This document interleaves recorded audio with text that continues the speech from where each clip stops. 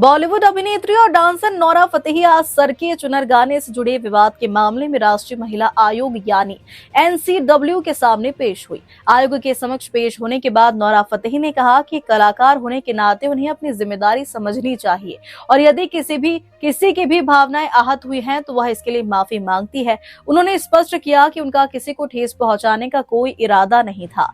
Nora Fatehi ने यह भी कहा कि इस पूरे मामले के बाद उन्होंने एक सकारात्मक कदम उठाने का फैसला किया है और अब वह अनाथ लड़कियों की शिक्षा को प्रायोजित करेंगी। अभिनेत्री के इस बयान के बाद यह मामला एक बार फिर चर्चा में आ गया है।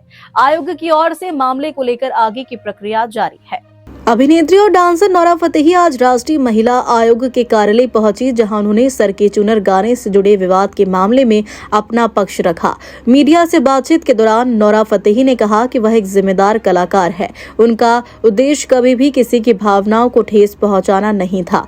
नोरा फतेही ने कहा कि इस घटना के बाद उन्होंने समाज के प्रति अपनी जिम्मेदारी को और गंभीरता से समझा है। इसी के तहत उन्होंने अनाथ लड़कियों की शिक्षा का खर्च उठाने का फैसला किया। अभिनेत्री के इस बयान को लेकर सोशल मीडिया पर चर्चाएं तेज हो गई हैं। वहीं राष्ट्रीय महिला आयोग इस मामले में आगे की जांच और प्रक्रिया जारी रखे हुए हैं।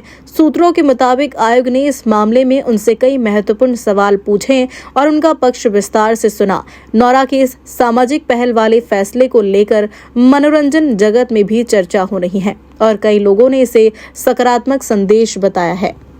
I apologized. Of course, it was not my intention.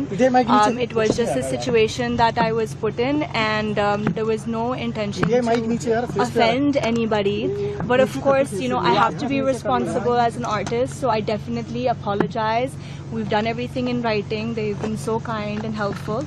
And of course, I feel like it's really important for us to give back to the society. So I decided that we should sponsor a few orphan girls, their education. So that is the goal now after this matter. So thank you. Okay, bye. Bye, guys.